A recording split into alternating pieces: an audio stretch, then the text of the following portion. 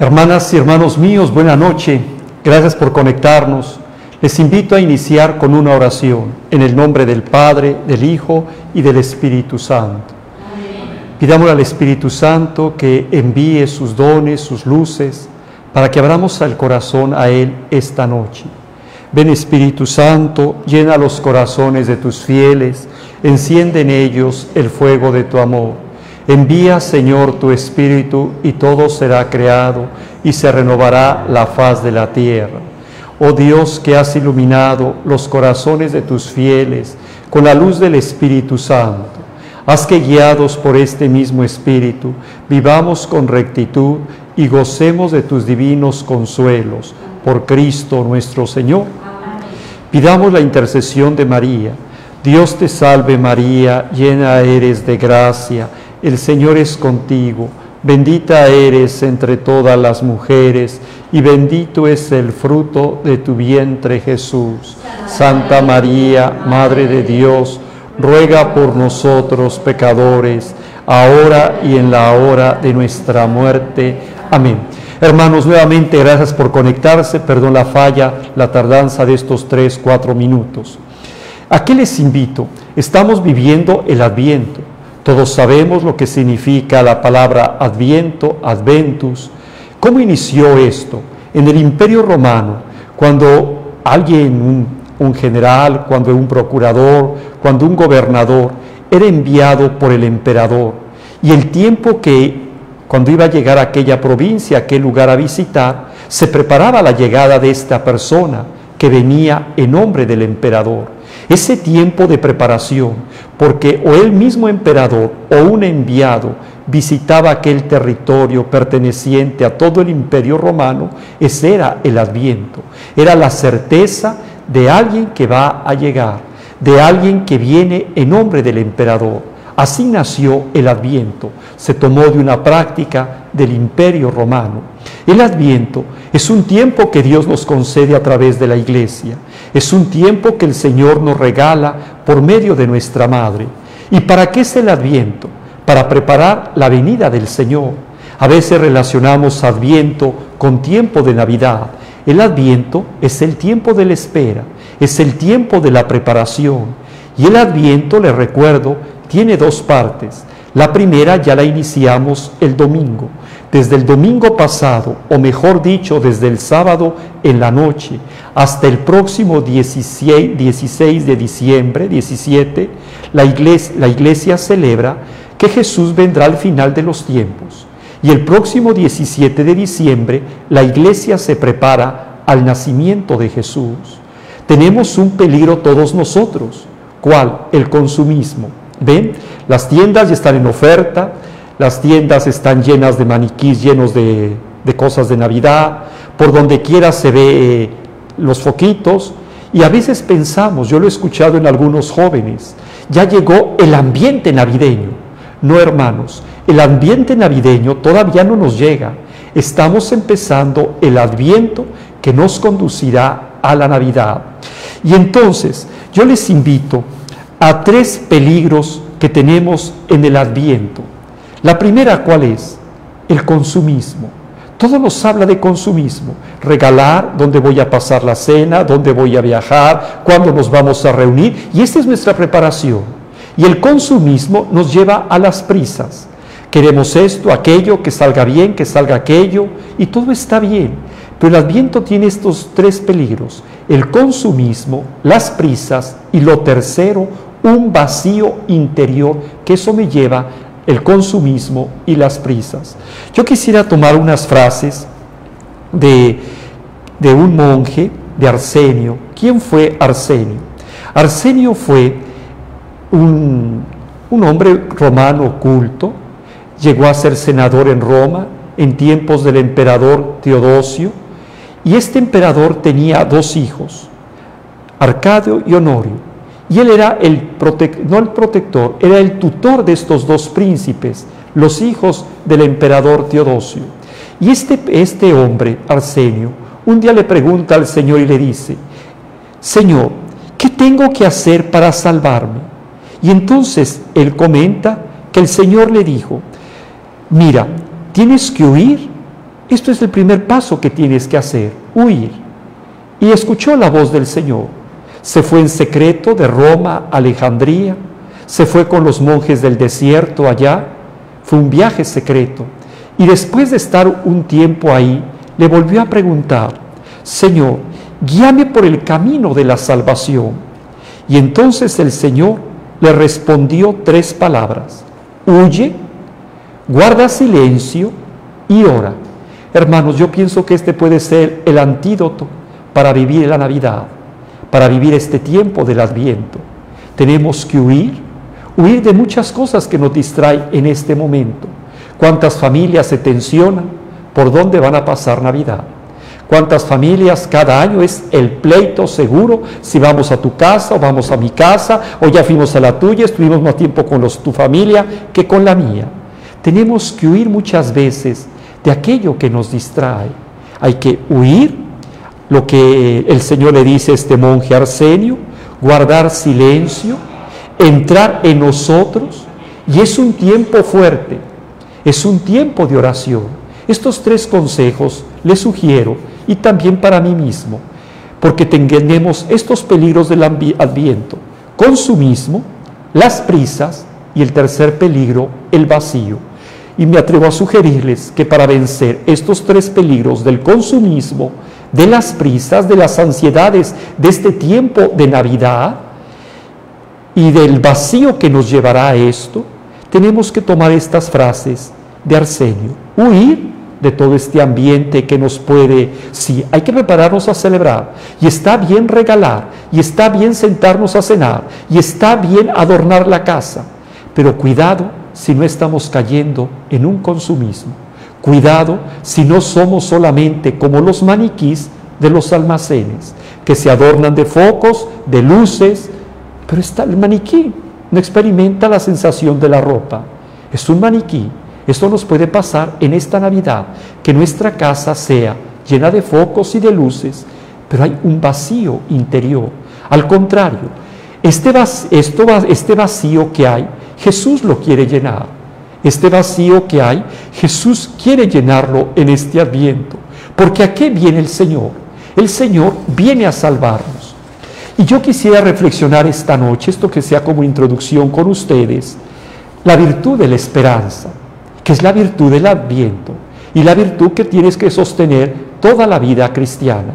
El día de nuestro bautismo, el Espíritu Santo nos regaló 3 virtudes: la fe, la esperanza y la caridad.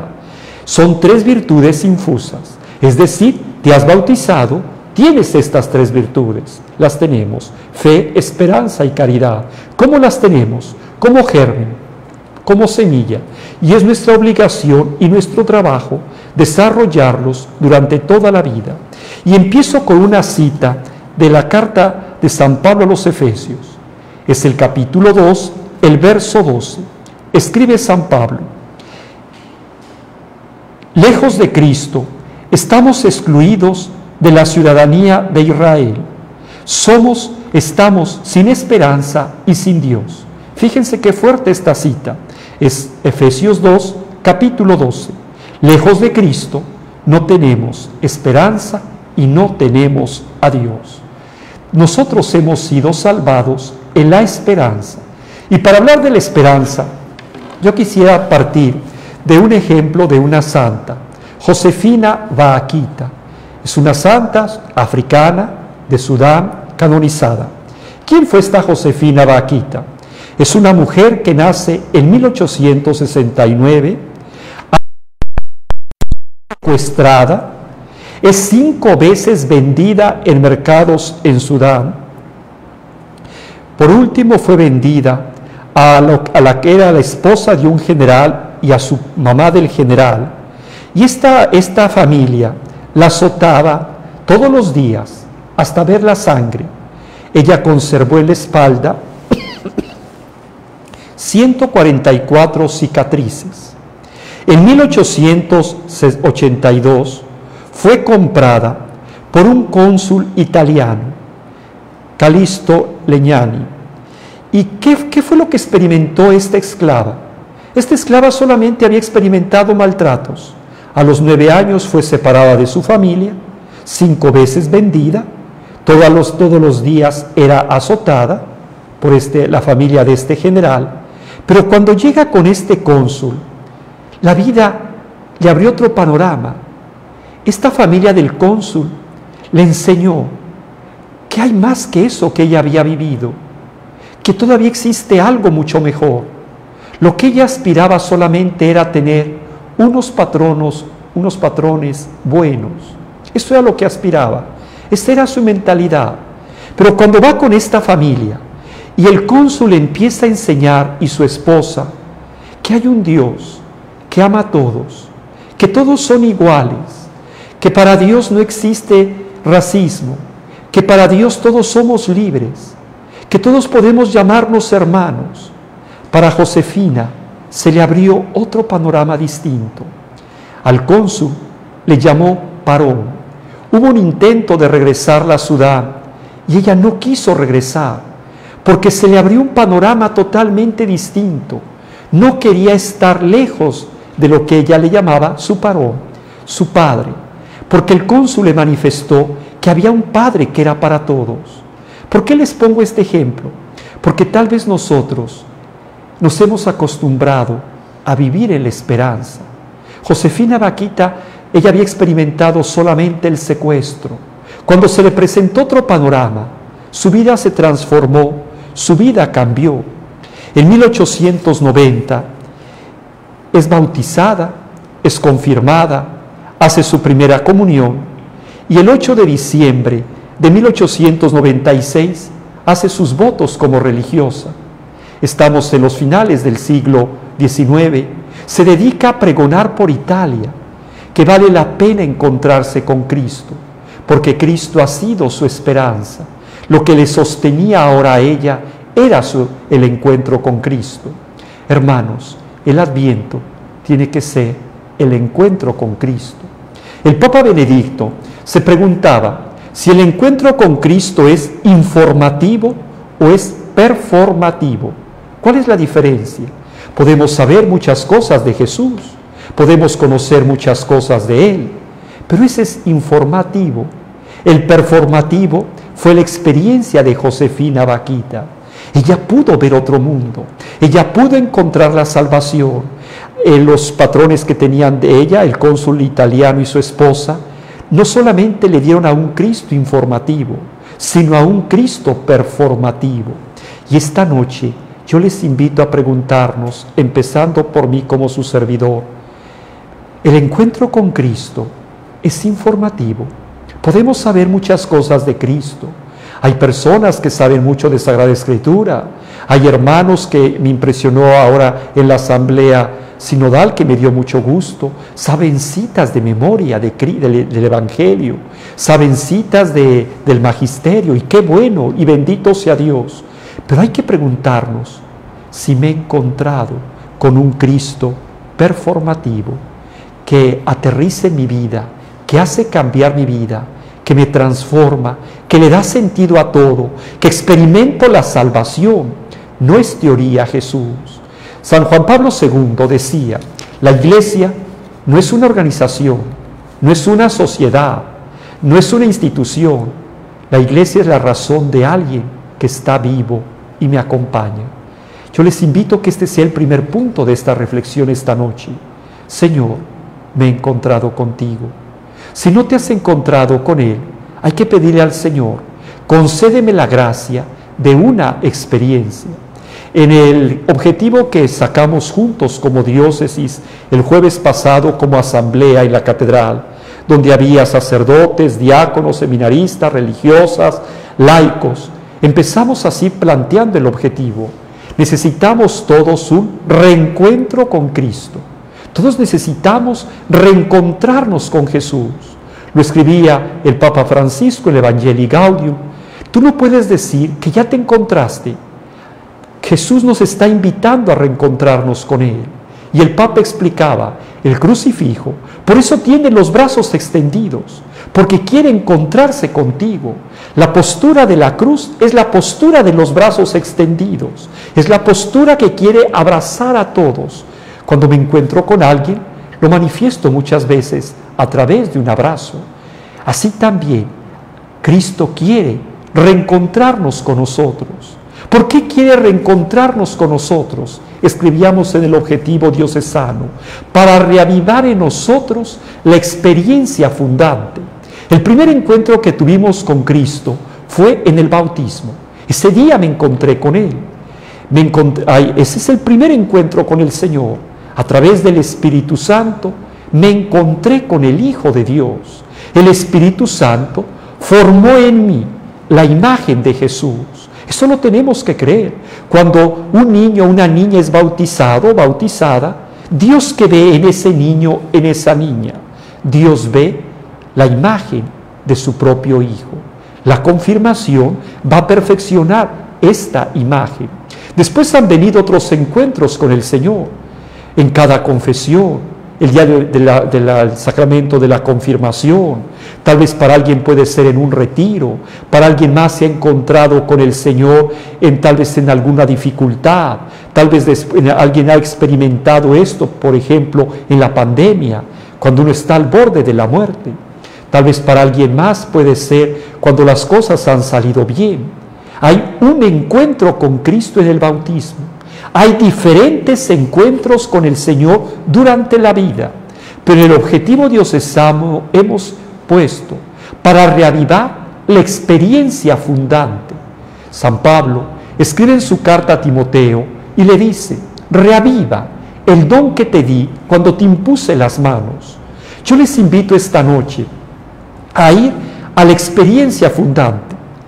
El primer encuentro con Cristo es el encuentro vital, el encuentro con la gracia, el encuentro que me hace hijo de Dios.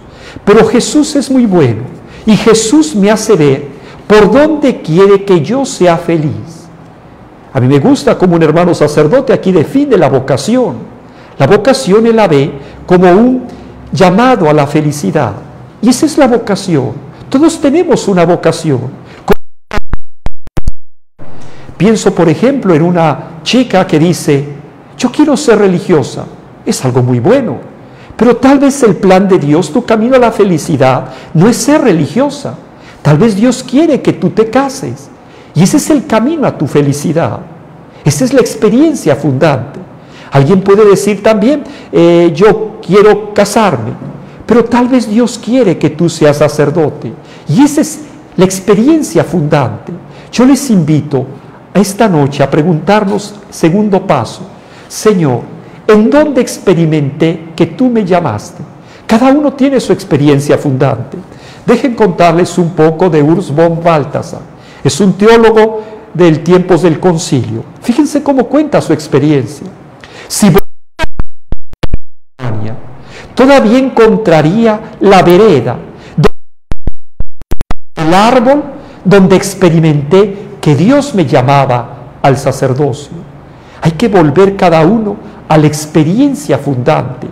Un matrimonio puede ser, tal vez lo que me sucedió hace unos meses con un matrimonio en Navojoa. Me dijeron que ella era de Navojoa, él es de Hermosillo, pero él vino a una fiesta en Navojoa. Y cuando la vio entrar, él mismo dijo: algo pasó en mí. No sé qué pasó, que yo dije: ella tiene que ser mi esposa. Y se lo dije en ese momento. Hermanos, esa es la experiencia fundante. Cada uno tiene su experiencia fundante. El encuentro con Cristo bautismal me lleva a la experiencia fundante. Jesús, en el paso de la vida, me va diciendo por dónde me quiere llevar al camino a la felicidad, al camino a la santidad. Jesús es muy bueno y Él me dice: a ti te quiero por aquí llevar, a ti te quiero llevar por el matrimonio, a ti te quiero llevar por la soltería, a ti te quiero llevar por el laicado, a ti te quiero llevar por la vida consagrada como religioso, como religiosa, a ti te quiero llevar por el sacerdocio. Josefina Vaquita se encontró con un Cristo, tuvo una experiencia de Cristo, no una experiencia informativa, sino una experiencia performativa, y eso le llevó a ser una religiosa feliz. No era una esclava traumada, lamentarse, 144 azotes, 5 veces vendida, lastimada todos los días. El encuentro con Cristo le llevó a otra cosa. El Adviento es para eso, para encontrarnos con Jesús. Porque ¿a qué nos tiene que llevar el Adviento? Hermanos, a veces queremos que el mundo cambie. Esa es la gran tentación. Pero no podemos caer, por ejemplo, pensemos en Espartaco. Este griego quería cambiar todo a través de la violencia. No.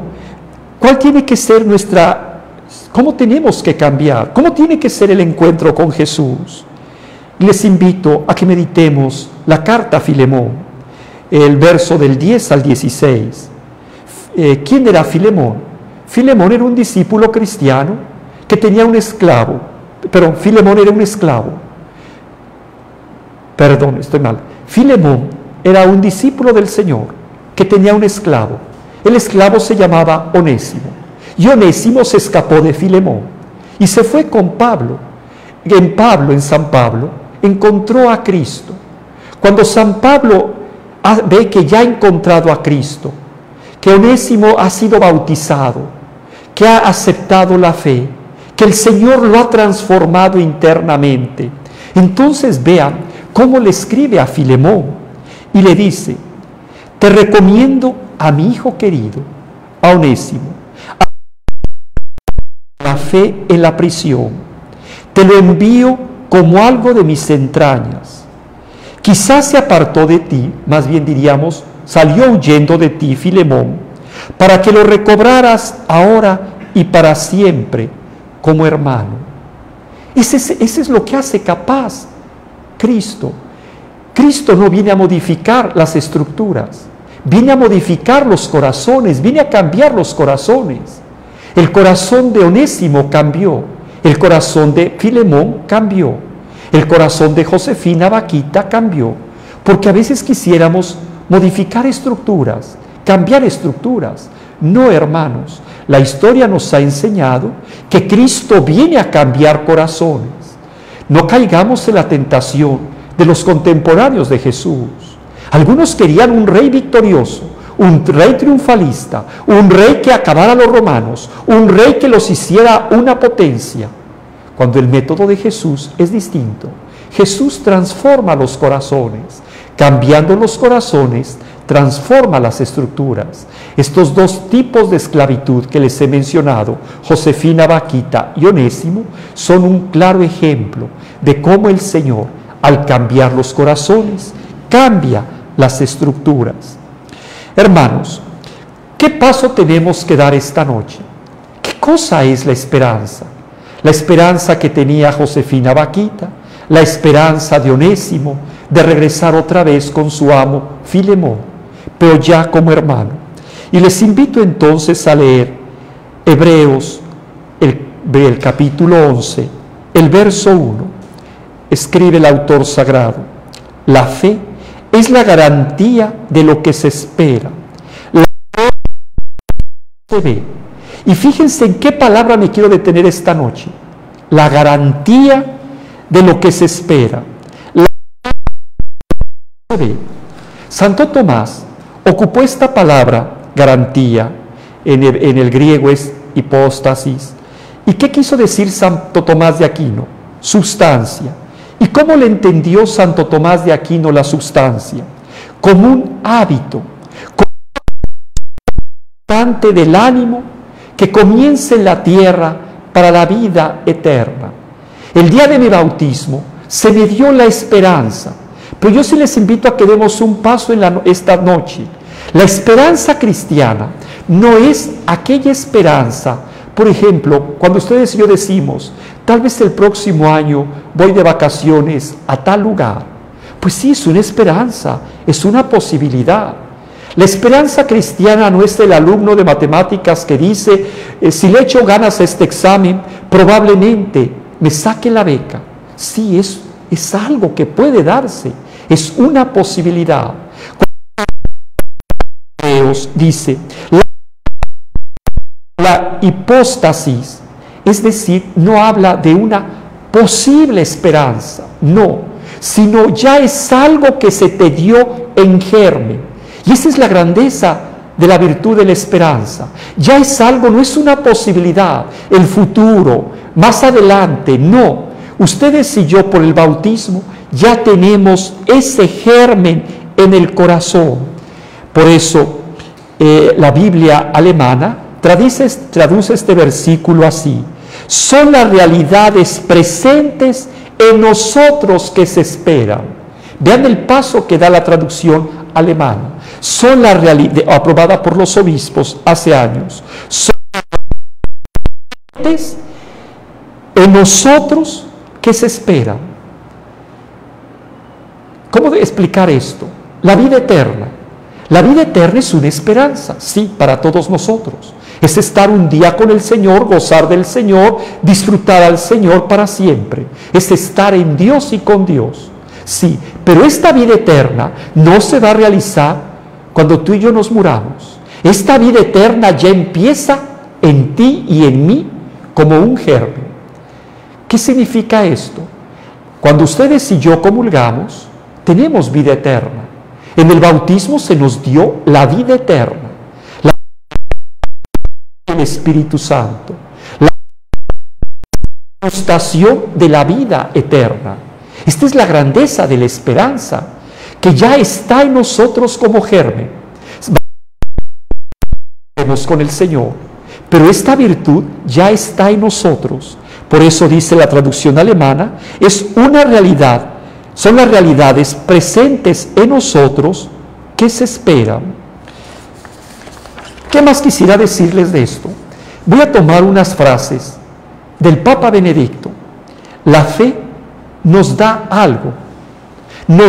algo ya de la realidad que se espera. Y esta realidad presente constituye para nosotros una prueba de lo que aún no se ve. Este atrae al futuro dentro del presente. Fíjate la frase tan fuerte que viene del Papa Benedicto. El futuro no existe como un puro todavía no. El futuro ya está presente en nosotros. Y lo descubrimos de muchas formas. ¿Cómo lo descubrimos el futuro en nosotros? La vida eterna que se me dio en mi bautismo. Ese ya es el futuro en mí. El comulgar el cuerpo de Jesús nos ha dicho: el que come mi carne y bebe mi sangre, yo lo resucitaré en el último día. No es una promesa para no sé cuándo sea el juicio final. Ya es una promesa y una realidad en germen para mí. ¿Y por qué es importante esto? Porque escribió el Papa Benedicto, el hecho de que este futuro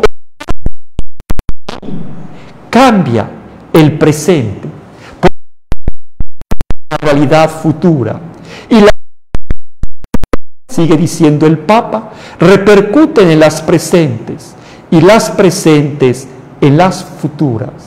Voy a tomar una cita de Hebreos 10, 32 al 35. Escribe el autor sagrado: traigan a su memoria lo que después de ser iluminados y duro combate, unas veces fueron expuestos a ultrajes, a injurias, otras veces se hicieron solidarios con los que así eran tratados, con los de los encarcelados, y se dejaron despojar con alegría de los bienes, conscientes de que ustedes poseían una riqueza mejor y más duradera. Por eso no pierdan ahora su confianza, que lleva ahora una gran recompensa. ¿Por qué se escribió la carta a los hebreos? Porque muchos judíos, muchos de la clase sacerdotal, que habían entrado al cristianismo, tenían como todavía la añoranza, el sueño de los cultos del judaísmo, y querían regresar a eso. La segunda razón fue que muchos judíos, al tomar la fe, fueron rechazados de la sinagoga. Por eso les escribe el autor sagrado y les dice: acuérdate de los primeros días, cuando fuiste iluminado. ¿Qué significa iluminado? Así se le llamó un tiempo a los bautizados. Los primeros años, los iluminados, había recibido la luz de Jesús. Entonces, trae a tu memoria estos sufrimientos, acuérdate de los dolores que sufriste, de las injurias, de los ultrajes, y te dejaste desposeer incluso de tus bienes, consciente de que poseías una riqueza mayor todavía. ¿Cuál era esa riqueza mayor? Tus propiedades, lo que tenías para asegurar la vida, se te fue quitado por hacerte cristiano. Pero tú en tu corazón sabías que tenías algo ya mucho mayor. Hermanos, esta es la virtud de la esperanza. Solamente así se entiende por qué los mártires han muerto. Pensemos en el libro de los Macabeos, aquella mamá que vio a sus 7 hijos morir. ¿Por qué dejó morir a sus 7 hijos? ¿Por qué al último, en lugar de decirle, pues contigo me quedo siquiera para recuerdo de tus hermanos? No. Al último le dijo, sí, hijo, ten compasión de mí y da el paso a la muerte. Porque había ya esa esperanza puesta por el Espíritu Santo en ella. ¿Por qué? Quiero decirles, ¿qué les he prometido a los seminaristas? Fíjense lo que les he prometido como obispo. Les he prometido cambios de lugar, dificultades en el trabajo, incomprensiones, cansancio, rutinas, marginación, enfermedades psíquicas, físicas, actuales, tentaciones, crisis de fe, de esperanza.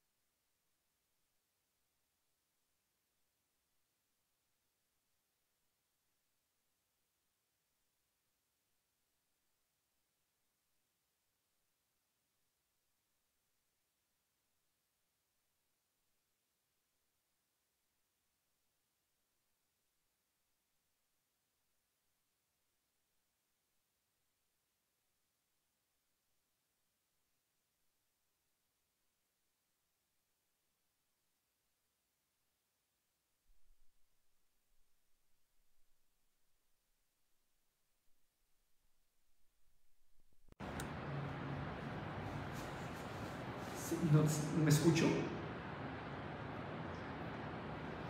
Sí. El germen es la vida eterna.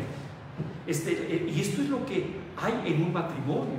Vean, en un matrimonio cuando se casan, firman esto, un papel en blanco. Lo que venga, como venga, cuando venga. Esto es lo que firma un matrimonio. Sí, hay muchas ilusiones, hay muchas cosas muy buenas, sí, pero vean todo lo que viene en un matrimonio. ¿Por qué dieron el paso ustedes al matrimonio? Porque hay la virtud de la esperanza.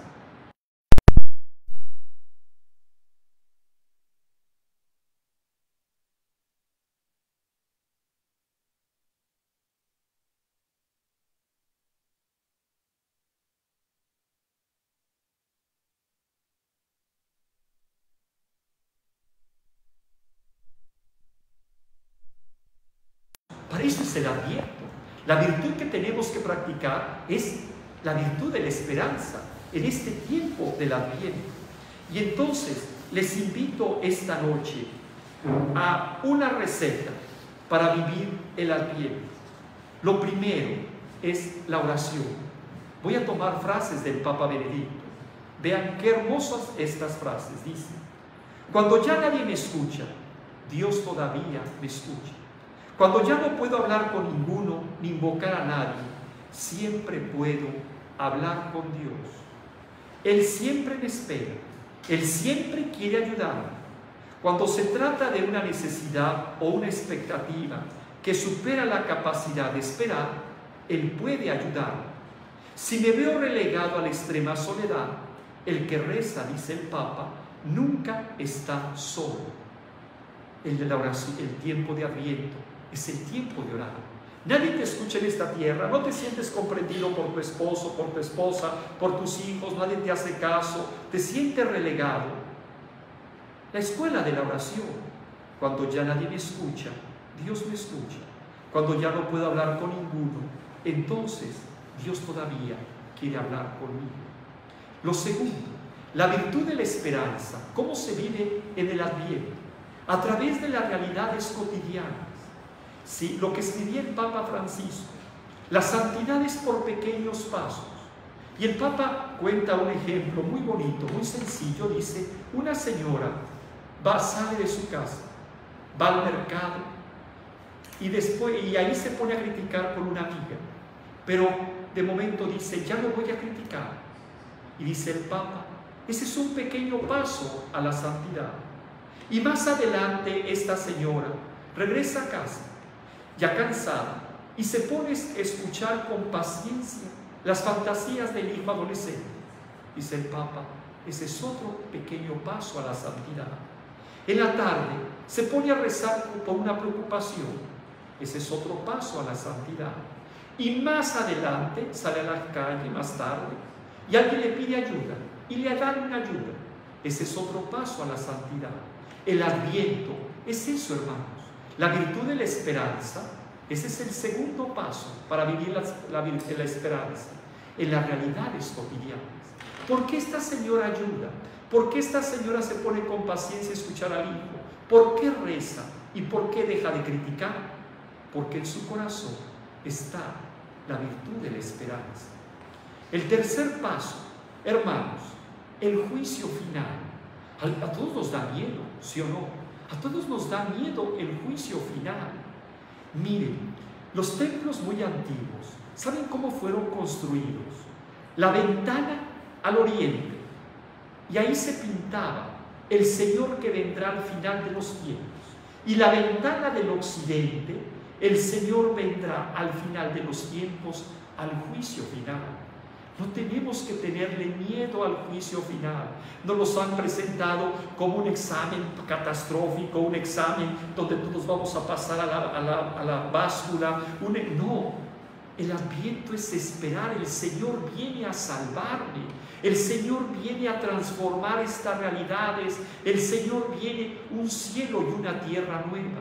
Y todo lo que hacemos, que a eso voy, todo lo que hacemos, estamos adelantando la segunda venida del Señor. Acuérdense, después de la aclamación, ¿qué decimos de la consagración? Anunciamos tu muerte y proclamamos tu resurrección. Ven, Señor Jesús. Son las últimas frases del Apocalipsis. Con eso se cierra el Apocalipsis.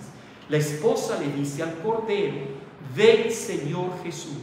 Hermanos, todo lo que hagamos, todo lo que haces, pensemos, aquel médico que con seriedad da lo mejor de su trabajo para un enfermo, este médico está adelantando la segunda venida del Señor.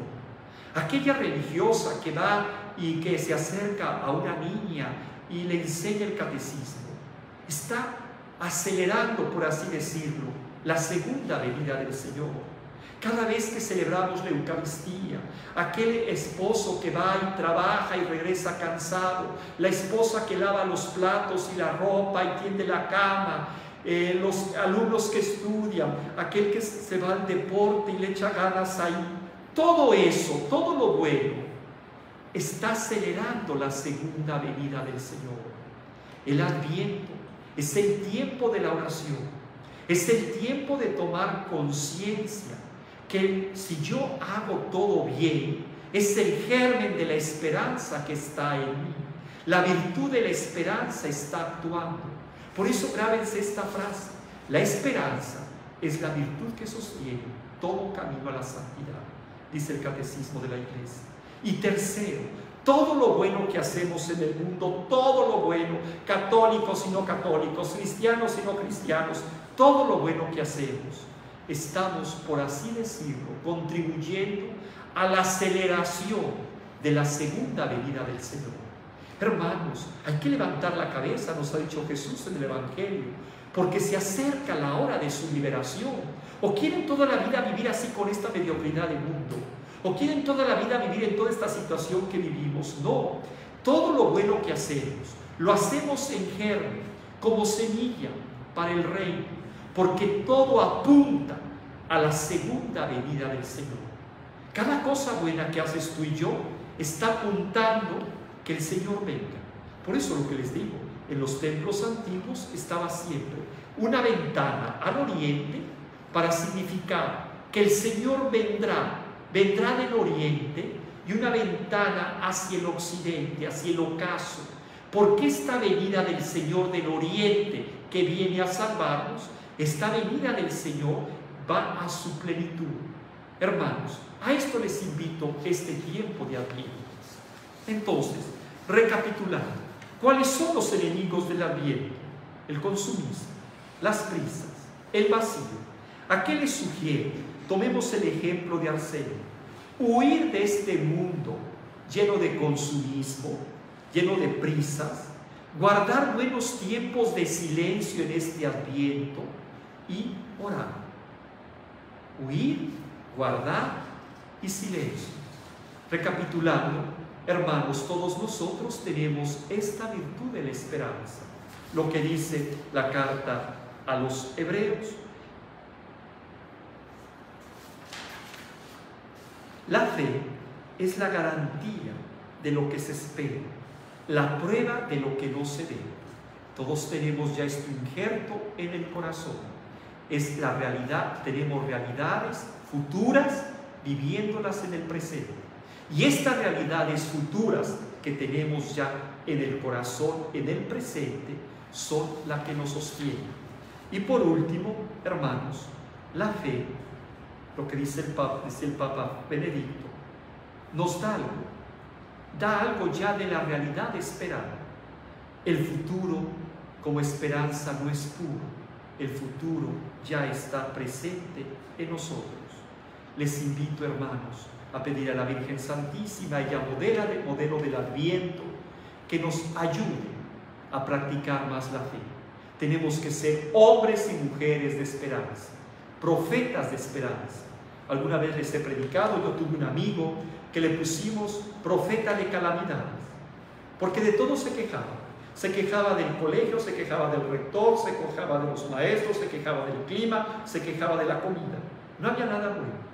Este tiempo de Adviento, no seamos profetas de calamidades. Ya hay bastantes profetas de calamidades. Necesitamos ser hombres y mujeres de esperanza, profetas de esperanza, porque la esperanza es la virtud que sostiene todo camino a la santidad. Así sea. Les agradezco su paciencia y les invito unos momentos a estar en adoración.